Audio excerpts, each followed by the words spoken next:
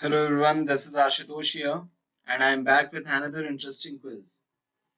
But before we move forward मैं आपसे request करूंगा कि प्लीज आप वीडियो पॉज करके डिस्क्लेमर जरूर पढ़ लीजिए। आज के क्वेश्चंस काफी इंटरेस्टिंग हैं और अगर हम केबीसी को एक प्लेटफॉर्म मानते हैं, वहां की क्वालिटी ऑफ क्वेश्चंस अगर कंपेयर करें तो the questions that you are going to face are going to be nothing less than 12.5 lakh या 25 लाख वाले क्वेश्चंस। तो let's go through it. The first question, which of the following social reformers started writing weekly under the name Lok Hitwadi in the weekly Prabhakar with the aim of social reform in Maharashtra? निम्नलिखित में से किस समाज सुधारक ने महाराष्ट्र में सामाजिक सुधार के उद्देश्य से साप्ताहिक, जो वीकली मैगजीन छपती थी, प्रभाकर में लोक हितवादी नाम से साप्ताहिक लेखन प्रारंभ किया था? लोक हितवादी हम किसे कहते हैं? गोपाल हरि देशमुख, सावित्रीबाई फूले, ज्योतिबा फूले या गोविंदराव फूले? दोस्तों आप गेस करने की कोशिश करिए। गोपाल हरि देशमुख, सावित्रीबाई फूले, ज्योतिबा फूले या गोविंदराव फूले? और इसका सही आंसर है गोपाल हरि देशमुख। आपकी फोटो यहाँ पे बनी हुई है, लोकहित के नाम से आपको जाना जाता है। Then we move to the next question, and it is a very interesting question. Kollam has been declared the first constitution literate district of the country. This district is located in which of the following Indian states? Kolam को देश का पहला संविधान साक्षर जिला घोषित किया गया है। क्यों किया गया है ये अभी हम एक्सप्लेनेशन में देखेंगे, बट कॉन्स्टिट्यूशन लिटरेट डिस्ट्रिक्ट घोषित किया गया है। ये डिस्ट्रिक्ट निम्न में से किस भारतीय राज्य में स्थित है? कोलम, केरला, कर्नाटका, तमिलनाडु, तेलंगाना?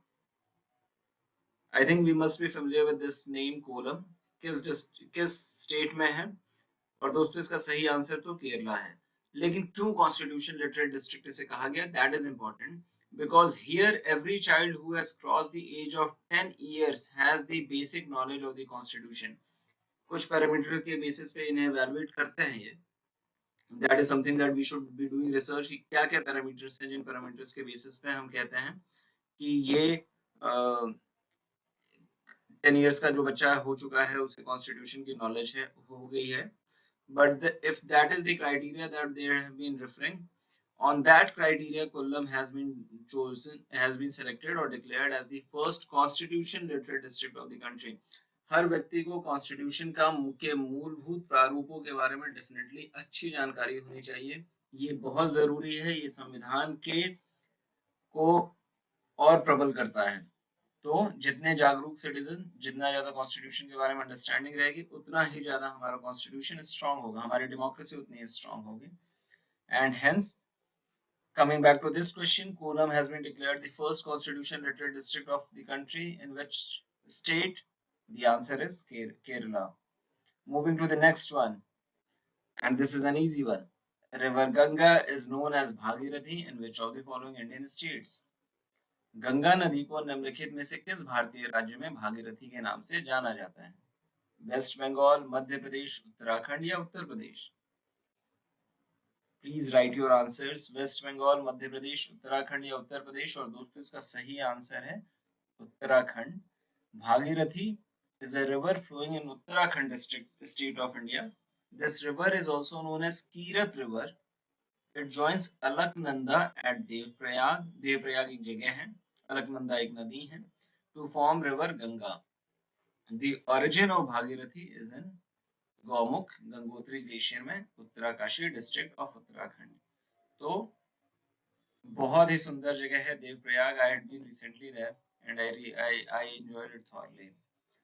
केदारनाथ जाते समय आप देवप्रयाग में भी होके जाते हैं। तो with this we come to the thought of the day, और आज का थॉट बड़ा इंटरेस्टिंग है। Do what is right, not what is easy. वो करिए जो सही है, ना कि जो सरल है। दोस्तों ये इंपॉर्टेंट है, आगे इसमें हम और बात करेंगे इस वाले थॉट पे, बट आज तो आप इसका अंतर्मनन करिए। With this we come to end of today's quiz. I'll be coming back with the next one pretty quickly. Keep learning, keep growing, बच्चों. Thank you so much. Thank you.